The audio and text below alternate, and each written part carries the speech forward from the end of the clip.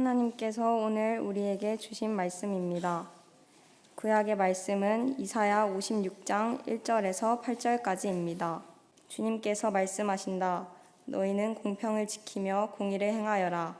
나의 구원이 가까이 왔고 나의 의가 곧 나타날 것이다. 공평을 지키고 공의를 철저히 지키는 사람은 복이 있다. 안식일을 지켜서 더럽히지 않는 사람, 그 어떤 악행에도 손을 대지 않는 사람은 복이 있다. 이방 사람이라도 주님께로 온 사람은 주님께서 나를 당신의 백성과는 차별하신다 하고 말하지 못하게 하여라. 고자라도 나는 마른 장작에 지나지 않는다 하고 말하지 못하게 하여라. 이러한 사람들에게 주님께서 이렇게 말씀하신다. 비록 고자라 하더라도 나의 안식일을 지키고 나를 기쁘게 하는 일을 하고 나의 언약을 철저히 지키면 그들의 이름이 나의 성전과 나의 성벽 안에서 영원히 기억되도록 하겠다. 아들, 딸을 두어서 이름을 남기는 것보다 더 낫게 하여 주겠다. 그들의 이름이 잊혀지지 않도록 영원한 명성을 그들에게 주겠다. 주님을 섬기려고 하는 이방 사람들은 주님의 이름을 사랑하여 주님의 종이 되어라. 안식일을 지켜 더럽히지 않고 나의 언약을 철저히 지키는 이방 사람들은 내가 그들을 나의 거룩한 산으로 인도하여 기도하는 내 집에서 기쁨을 누리게 하겠다. 또한 그들이 내 제단 위에 바친 번제물과 희생제물들을 내가 기꺼이 받을 것이니 나의 집은 만민이 모여 기도하는 집이라고 불릴 것이다. 쫓겨난 이스라엘 사람을 모으시는 주 하나님께서 말씀하신다. 내가 이미 나에게로 모아들인 사람들 외에 또 더 모아드리겠다. 아멘. 하나님께서 오늘 우리에게 주신 말씀입니다. 신약의 말씀은 에베소서 2장 19절에서 22절까지입니다. 그러므로 이제부터 여러분은 외국 사람이나 나그네가 아니요 성도들과 함께 시민이며 하나님의 가족입니다. 여러분은 사도들과 연자들이 놓은 기초 위에 세워진 건물이며 그리스도 예수가 그 모퉁이돌이 되십니다. 그리스도 안에서 건물 전체가 서로 연결되어서 주님 안에서 자라서 성전이 됩니다. 그리스도 안에서 여러분도 함께 세워져서 하나님이 성령으로 거하실 처소가 됩니다. 아멘. 오늘 예배를 드리시는 모든 성도님들에게 하나님 아버지가 주시는 평강으로 충만한 은혜가 넘치시기를 예수 그리스도의 이름으로 축원합니다. 오늘 우리 교회 창립 기념주일입니다. 예배를 같이 드리시면서 두 가지를 기억했으면 좀 좋겠습니다. 하나는 기억하라는 말입니다. 지금 우리가 누리고 있는 이 아름답고 복되고 선한 이 교회의 모든 모습들은 우리 앞에서 믿음으로 순종하고 헌신한 믿음의 선배들이 만들어 놓은 그런 교회입니다. 이것을 우리가 기억해야 합니다. 믿음의 선배들의 헌신과 순종을 없었으면 지금 우리가 누리는 이렇게 복되고 아름다운 교회 있을 수가 없을 겁니다. 믿음의 선배들이 만들어 놓은 헌신의 열매들을 지금 저와 여러분들이 먹고 누리고 있다라는 사실을 기억하라. 그리고 오늘 저와 여러분들이 또 다른 하나의 말을 기억하고 싶습니다. 바로 꿈꾸라는 말입니다. 앞으로 저와 여러분들이 어떤 교회를 만들어 나가야 할지, 어떤 모습의 교회를 세워 나가야 할지를 기대하고 기도하고 꿈꾸는 그런 저와 여러분들 오늘 하루가 되었으면 하는 생각입니다. 그러면 어떻게 해야 되고 무엇을 해야 할까요? 어떤 신학자가 두 부류의 그리스도인, 두 부류의 교회가 있다라고 이야기를 했습니다. 하나는 시계와 같은 그리스도인이요 교회라고 이야기했습니다. 시계는 모든 장비와 부품을 자기 안에 담고 있어요. 서로 수많은 부품들이 정교하게 맞물려서 돌아가야 된 굉장히 복잡한 그런 장치가 시계 장치예요. 그런데 시침이나 분침이나 초침은 다 따로 놀고 그리고 시간에 따라서 이리저리 자리를 옮기며 바꾸는 움직이는 그런 기계입니다. 모든 것을 완벽하게 갖추고 질서정연하게 움직입니다. 하나라도 빠지거나 흐트러지거나 삐걱하면 그 시계는 고장이 나버리는 거예요. 그러면서 상황과 조건에 자기 자신을 맞춰 나갑니다. 항상 자기 자신을 보라고 시선을 끕니다. 내부의 힘이 있어야만 움직이는 그런 장치입니다. 내부에 힘이 없으면 내부에 맞물려 돌아가는 것이 하나만 잘못되어지면 올 수도 없게 버리는 게 바로 이 시계예요. 또 하나 그리스도인 교회의 부류는 나침판과 같은 모습입니다. 부품은 아주 단순합니다. 그저 자석 하나일 뿐이에요. 원리도 아주 간단합니다. 복잡하지 않습니다. 그러나 이 나침판은 항상 북쪽을 향해서 움직여지고 맞춰집니다. 어디를 가나 이 북쪽을 찾아내기 위해서 바삐 움직여집니다. 산 꼭대기에 있어도 북쪽을 찾고 바다 한가운데에서도 북쪽을 찾고 고요한 밤 속에서도 북쪽을 찾고 폭풍 치는 밤 속에서도 북쪽을 찾고 저 남쪽에서도 북쪽을 향하고 있고 북쪽에서도 북쪽을 향하고 있는 늘 나침판은 북쪽을 향합니다. 단순하고 엉성해도 어떤 상황과 조건에서도 바로 하나님을 향하고 하나님을 가리키고 하나님을 찾아내는 거예요. 내부에 힘 전혀 없습니다. 자기에게는 힘이 하나도 없어요. 그러나 북쪽에 있는 그 자력에 의해서 움직여지고 찾게 되고 가리키게 되는 그런 기계가 나침판이에요. 현대의 모든 그리스도인들은 나침판형의 교회보다는 시계형의 교회를 꿈꾸고 그런 교회를 찾아다닙니다. 좋은 시설 갖춰져 있고 잘 갖춰진 교육시설이 있고 화려한 그런 이벤트의 그 프로그램과 그리고 해마다 달마다 수많은 선교 여행들이 있어서 해외여행도 자주 다닐 수 있고 언제 어디서나 넉넉한 서비스를 잘 해주고 대접받는 느낌이 드고 크고 비싼 것을 좋아하고 하나를 해도 우아하게 멋지게 만들어내는 이런 교회를 찾고 이런 교회를 원합니다. 이런 교회에 소속되어 있으면 왠지 뿌듯하고 내가 정말 신앙생활 잘하고 제대로 하는 가치 있고 높은 그런 신앙인이라고 스스로 착각합니다. 자기 자신이 원하고 자기 자신이 필요한 것을 제공하고 자기에게 편한 것을 제공해 주는 그런 교회를 찾아서 이리저리 옮겨 다니기도 합니다. 마치 명품 시계를 좋아하고 명품 시계 갖고 있으면 자기의 가치가 높아지고 마음이 뿌듯해지는 느낌이 드는 그런 교회, 이런 교회를 많이 찾습니다. 또 이런 교회가 부흥한다라고 숫자가 늘어나기도 합니다. 그러나 정말 저와 여러분들에게 중요한 것이 뭐겠습니까? 바로 나침판과 같은 그런 그리스도인, 그릇은 교회가 중요합니다. 어떤 상황이나 어떤 조건에서든지 항상 하나님을 찾을 수 있고 하나님께로 향하고 하나님과 함께하는 거고 하나님께 이끌리고 하나님을 따르고 살아가는 것. 자기 자신이 원하고 필요하고 그리고 가지고 싶은 거 그리고 생각하는 것을 충족시켜주는 그런 교회가 아니라 하나님이 원하시는 것을 알아차리고 하나님의 뜻이 내 삶을 조율하고 다시 설정하게 만드는 그런 교회.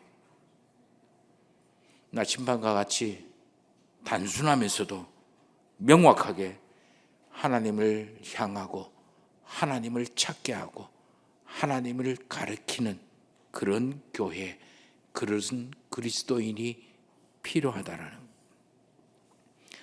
제가 1993년도 목사 안수를 받았으니까 거의 30여 년 지나갑니다. 늘 그때부터 고민하고 아파하고 그리고 기도하고 찾아온 그런 주제 중에 하나가 하나님이 원하시는 교회가 어떤 교회일까? 교회에 관한 거예요. 한 30년 지나니까 이제 어렴풋이 교회가 그려집니다. 한마디로 이야기하면 카페와 같은 그런 교회예요. 이제 상상력을 동원해서 저와 여러분들이 우리 개개인이 아주 그 분위기 좋은 그리고 멋진 그런 카페에 들어간다라고 생각을 해보시기를 바랍니다. 거기에 들어가면 문만 열면 신선하게 갓볶은 커피 향이 진하게 맡아집니다. 이거와 마찬가지로 이곳에 문만 열고 들어오면 하나님의 자비하심에 푹 절여 있어서 그 자비하심과 긍휼의 하늘의 향이 물씬 물씬 풍겨나고 맡을 수 있는 그런 사람들이 모인 곳. 카페에 들어갑니다. 맛난 커피가 있습니다. 커피 한 잔 마시면 피로가 싹 풀리는 것 같고 제 정신을 차리는 것 같습니다. 이곳에 들어오는 모든 사람들이 하나님의 선하심에 푹 절어 있는 성도님들로 말미암아 하늘의 신령한 맛을 느끼고 맛볼 수 있는, 그래서 이곳에 오면 보통 흔하게 맛볼 수 없는 그런 하늘의 정갈한 맛을, 말씀의 맛을 맛볼 수 있는 그런 교회. 지치고 힘들 때, 쉬고 싶을 때 왠지 이곳에 오면 맛난 커피와 맛난 향이 있는 것들을 것 같은 그런 기대감으로, 설레이는 마음으로, 또 그곳에 가면 좋은 사람 만날 수 있다라는 기대감을 가지고 카페를 가는 것처럼 힘들고 아플 때 이곳에 올라와 앉고 싶어지는, 그래서 긴 숨을 쉬고 싶은 기대감으로 가득 차 있는 사람들이 올라오는 곳. 이곳에 오면 하나님을 만나고 이곳에 오면 하나님의 그 해법을 들을 수 있고, 그래서 기다려지고 기대되어지고 거기 가면 뭔가 얻을 수 있을 것이 있다, 찾을 수 있을 거다라는 기대감을 여고, 조금 전에 우리 찬양대가 이야기했던 이곳에 자정에 있는 하나님의 임재함을 경험할 수 있는 그런 교회. 힘들어서 이곳에 오면 털썩 혼자 주저앉으면 눈물 나지만 왠지 집에 온 것처럼 편안하고, 앉아있는 그 자체로 하나님의 임재의 따뜻한 손길을 경험할 수 있는 그런 교회. 한마디로 이야기하면 하나님의 임재 안에 머물고 세상으로 나아가고 하나님의 은혜를 받고 세상에 나눠주는 그런 교회입니다. 그러기 위해서 저와 여러분들이 무엇을 어떻게 해야 되겠습니까? 오늘 구약의 말씀 이사야 56장 7절 말씀을 보면 이렇게 이야기합니다. 내가 곧 그들을 나의 성산으로 인도해서 기도하는 내 집에서 그들을 기쁘게 할 것이고 그들의 번제와 희생을 나의 제단에서 기꺼이 받게 되리니 이는 내 집은 만민이 기도하는 집이라 일컬음을 받게 될 것이다 라고 이야기합니다. 기도하는 내 집에 올라올 만민이 기도하는 집, 이 말에 주목해 보십시다. 하나님은 하나님의 임재의 장소, 하나님이 이스라엘 백성들을 만나는 장소, 그리고 하나님이 하늘의 신령한 복을 이스라엘 백성들에게 건네주는 그 하늘과 이 땅의 경계의 장소, 그곳을 기도하는 내 집 또는 만민이 기도하는 집이라고 표현을 하는 거예요. 예수님도 예루살렘, 이 말씀을 인용하면서 예루살렘 성전을 표현할 때 만민이 기도하는 집이라고 표현을 하는 거예요. 이 만민이 기도하는 집이라고 하는 말에는 세 가지의 중요한 의미가 들어있습니다. 하나는 많은 사람들, 모든 사람들이 하나님께 기도하는 장소, 만민이 기도하는 집, 이름 그대로입니다. 교회는 친목단체도 아니고요, 교육단체도 아니고요, 사업단체도 아니고 자선단체도 아니에요. 하나님께 기도하는 집이기 때문에 하나님을 만나는 장소이고 하나님께 나아가는 문과 같은 거예요. 하나님께 기도하는 집이기 때문에 하나님이 이 땅으로 나오시는 그런 하늘의 출구와 같은 곳입니다. 하나님이 기도하는 집이라 만민이 기도하는 집이다라는 말은 다른 번역으로 만민을 위한 기도의 집이라고 번역이 가능한 거예요. 만민을 위한 기도하는 집이라는 것은 이 세상에 있는 모든 사람들을 위해서 중보 기도하는 그런 장소인 거고, 또 하나는 모든 사람, 만민 모든 사람들이 어느 누구든 이곳에 올라와서 하나님을 찾고 하나님의 이름을 부르며 하나님의 임재를 경험할 수 있고 복을 얻게 되는 많은 사람들, 모든 사람들을 위한 그런 집이라는 거예요. 어떤 사람이라도 어떤 처지와 환경에 있다 할지라도 하나님이 생각나고 하나님께 나오기 위하여 누구나 찾아올 수 있는 모든 사람을 위한 집이 바로 이 만인을 위한 집이다라는 거예요. 또 하나는 만인의 기도하는 집이다라는 거예요. 하나님께 기도하는 집이라는 말 속에는 이 기도하는 집이 그냥 주어지는 게 아니에요. 그냥 턱 나에게 다가오는 게 아니에요. 내가 만들어야 하는 거예요. 우리가 만들어야 하는 거예요. 우리가 세워야 하는 거예요. 우리가 해야 하는 일 중에 하나가 바로 만민이 기도하는 집이라는 거예요. 저와 여러분들이 이것을 만들어내야 돼요. 그래서 이 세상에 여기에 오늘 예배를 드리는 모든 성도님들이 아프고 힘들고 괴롭고 외로울 때마다, 답답하고 막히고 꼬일 때마다 이곳에 올라와서 하나님의 그 문을 두드릴 수 있어야 되는, 우리뿐만 아니라 저 길 가던 한 사람이 교회 종탑을 보고 이곳에 들어와서 하나님을 찾고 하나님을 향해서 이름을 부를 수 있는, 그래서 어릴 때 막연하게 다녔던, 아무 생각 없이 다녔던 옛날 그 어릴 때 다녔던 교회가 생각나고 거기서 만났던 하나님이 생각나게 만드는 그런 집을 저와 여러분들이 만들어야 되는 거예요. 열왕기하에 보면 우리 솔로몬이 이스라엘을 위해서 성전을 다 지은 후에 성전을 낙성식을 하면서 이렇게 기도합니다. 하나님, 이스라엘 백성들이 이곳을 향하여 기도할 때에 하나님이 이곳에서 들으시고 응답하여 주십시오. 설령 하나님, 이스라엘 백성들이 하나님 보시기에 잘못해서 하나님께 벌을 받아 저 멀리 이방인 지역에 포로로 잡혀갔다고 할지라도, 전쟁에 져서 쫓기고 있다 할지라도 이 성전을 생각하며 기억하며 이곳을 향하여 기도를 드릴 때에 하나님께서 들으시고 응답해 달라고 그렇게 기도를 드립니다. 마찬가지로 오늘 성도님들이 몸이 아프거나 마음이 괴롭고 사는 것이 외로울 때, 사는 것이, 살아가는 것이 벅차고 무거워져 견디다 못해 쓰러질 때 이곳을 기억하시면서 하나님을 찾게 되기를 소망합니다.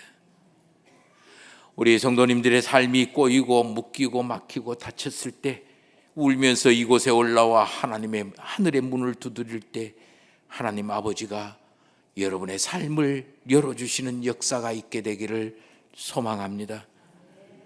해결할 수 없는 내 인생의 문제 앞에 내 살아감이 혼란스럽고 무엇을 어떻게 해야 될지 깜깜한 흑암이고 사는 것이 의미가 없고 공허함을 할 때 이곳에 찾아와 앉아 있으면 하늘 문이 열려지고 하나님의 새로운 창조의 역사가 우리 성도님들에게, 성도님들의 가정에, 기업에 일어나기를 소망합니다. 저와 여러분들의 자녀들이, 오늘 함께 드리는 우리의 자녀들이 먼 곳에 나가서 때로는 삶이 괴롭고 서럽고 외로울 때 오늘을 기억하고 이곳을 기억하고 이곳을 향하여 기도할 때에 하나님의 위로의 역사, 하나님의 권능과 지혜의 역사가 그들이 머무는 곳에서 역사하게 되기를 소망합니다. 오늘 신약의 에베소 2장 19절에서 22절까지의 말씀을 보면 예수께서 친히 모퉁이 돌이 되신 이 성전에서 하나님의 거하실 처소가 되기 위하여 우리 성도님들이 함께 지어져 간다. 저와 여러분들이 이렇게 예수 그리스도가 친히 모퉁이 돌이 되고 하나님이 거하시는 이 땅의 하늘 문이 되시기 위하여 이 성전을 함께 지어져 가게 되는 복된 성도님들, 그래서 이 성전을 통해서 아버지 하나님의 위대한 역사를, 은혜의 손길을 경험하고 동행하시는 우리 성도님들이 되시기를 주의 이름으로 축원합니다.